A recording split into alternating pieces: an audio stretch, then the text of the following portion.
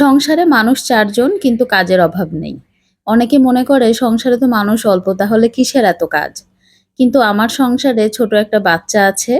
আর যে বাসায় বাচ্চা থাকে সে বাসায় কিন্তু কাজের শেষ থাকে না। তো আজকে সারাদিনের সব কাজগুলো নিয়েই আমার আজকের ভিডিও। আসসালামু আলাইকুম। আশা করি যে যেখানে আছেন সুস্থ আছেন, ভালো আছেন। তো সকাল থেকেই কাজ শুরু করে দিয়েছি। সকালে নাস্তা বানাতে হবে। তো আইজা আর আইজার বাবার জন্য পরোটা বানিয়ে নিচ্ছিলাম। আর এর আগে আমি সেদ্ধ আটার রুটি কিন্তু তৈরি করেছি। তো আইজার বাবা রুটি খেতে চায় না, তো তাদের জন্য এই যে পরোটা তৈরি করছিলাম। আর দেখুন দেখতেই পাচ্ছেন এই মাছি নিয়ে যে আমি কি বিপদে আছি। আম কাঁঠাল সময় তো বাসায় আম কাঁঠাল থাকলে কিন্তু মাছির অভাব হয় না। তো যাই হোক পরোটা বানানো হয়ে গিয়েছে। এখন সেটাকে ভেজে নিচ্ছি। তো নাস্তা তৈরি করতে, করতে তো আবার দুপুরের চিন্তা থাকে মাথায়। তো দুপুরে কি রান্না করব? তো দেখুন মচমচে করে কিন্তু পরোটাগুলো ভেজে নিয়েছি। আর দুপুরে রান্নার জন্য ফ্রিজ থেকে মাংস বের করে ভিজিয়ে দিয়েছি। আর এদিকে ঝুরা মাংস ছিল সেটা দিয়ে সকালের নাস্তাটা সবাই করে ফেলছে। তো আমি খাওয়াতে বসেছি আইজামনিকে, ও তো কার্টুন ছাড়া খেতেই চায় না। তো খাবার হাতে নিয়ে বলছে, "কার্টুন দাও।" তো ওকে কোনরকম একটু খাইয়ে দিয়ে আমি আবার চলে আসলাম নিজের কাজে। তো মাংস ভিজিয়ে রেখে গিয়েছি। তো এসে দেখি যে অনেকটাই নরম হয়ে গিয়েছে। তো সেগুলোকে আমি এখন ভালোভাবে ধুয়ে একটু কেটে নিব। তো একটা বোর্ড নিয়েছি আর ছুরি দিয়েই আজকে কেটে ফেললাম। তো চর্বিগুলো একটু ছাড়িয়ে নিব, কারণ বেশি চর্বি খাওয়া তো ঠিক না। আর চর্বিগুলো ছাড়িয়ে নিয়ে কিছু ময়লা লেগে থাকে চর্বির গায়ে, তো সেগুলো আমি ভালোভাবে পরিষ্কার করে তারপর রান্নাটা করব। তো আজকে একটু অন্যরকমভাবে গরুর মাংসটা রান্না করব। সবসময় তো একই রকমভাবে ভালো লাগে না। আর যেহেতু বাসায় মাংস আছে, তো একেক দিন একেক রকমভাবেই করে দিলে সবাই সেটা পছন্দ করেও খায়। তো একটু অন্যরকমভাবে বিফ কারি করব। তার জন্য ১ম এ বেরেস্তা তৈরি করে নিয়েছি। তো বেরেস্তাগুলো হয়ে গিয়েছে আর এদিকে মাংস কেটে আমি একটা পাত্রে রেখে দিয়েছি। তো দেখুন নিচে কতটা পানি জমে গিয়েছে। তো পানিগুলো ঝরিয়ে আমি যে পাত্রে রান্না করব, সেই পাত্রে মাংসগুলোকে তুলে নিয়েছি। তো এখন মাংসে কিছু মসলা মাখিয়ে নিতে হবে। তো আগে থেকে মসলা মাখিয়ে তারপরে আজকে চুলাটা ধরিয়ে দিব। তো মাংসের ভিতরে প্রয়োজন মতো মসলা দিয়ে দিচ্ছিলাম।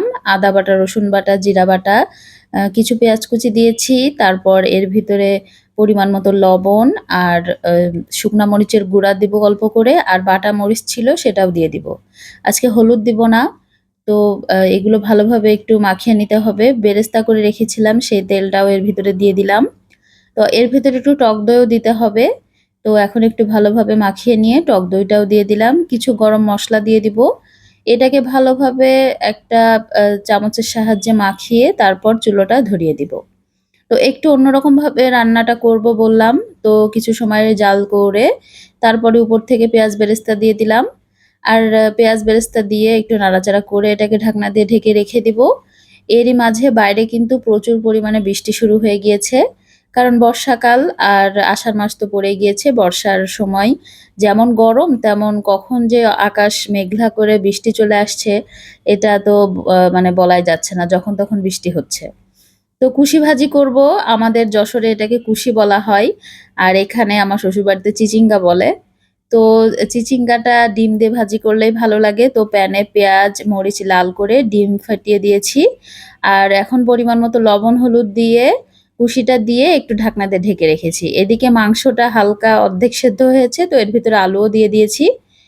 তো ওদিকে এক চুলায় মাংস হচ্ছিল, আরেক চুলায় ঢাকনা খুলে দেখি অনেকটা পানি বের হয়েছে চিচিঙ্গা থেকে। তো পানিগুলো শুকিয়ে এভাবে লাল, লাল করে ভাজিটা করে নিব।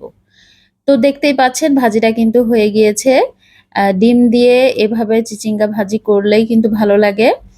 আর এটা ভাজি ছাড়া তরকারিটা আমাদের বাসায় কেউ খেতে চায় না। তো এদিকে মাংসটাও প্রায় আ শেষ হওয়ার পথে। তো আলুটা ভালোভাবে সেদ্ধ হয়ে গিয়েছে, মাংসও সেদ্ধ হয়ে গিয়েছে। তো কাঁচামরিচ দিয়ে দিয়েছি উপর থেকে। আর এখন গরম মসলা গুঁড়া ছড়িয়ে দিচ্ছিলাম। আর ১০ মিনিট মতো জাল করে নিব। ঝোলটা কমে আসলে ভুনা হয়ে গেলেই কিন্তু নামিয়ে ফেলব। আজকে একটু অন্যরকমভাবে বিফ কারিটা করলাম। কালারটা অনেক সুন্দর এসেছে। তো রান্না কমপ্লিট হওয়ার পরে কিন্তু অনেক কাজ থাকে। সংসারে তো কাজ কম থাকে না। তো এই আ অনেকগুলো কাজের ভিতরে অল্প কিছু কাজই একটু ভিডিও করে আপনাদের সাথে শেয়ার করা হয়। মানে ছোটখাটো একটা নমুনা দেখানো হয় আরকি। তো রান্নার পরে তো অনেকগুলো থালা-বাসন জমে যায়। তো সেগুলো আমি ভালোভাবে পরিষ্কার করে নিচ্ছিলাম। এরপর সবাইকে খেতে দিব। তো দেখুন ভাজিটাও হয়ে গিয়েছে একদম শুকনা, শুকনা করে ডিম দিয়ে ভাজি করেছি।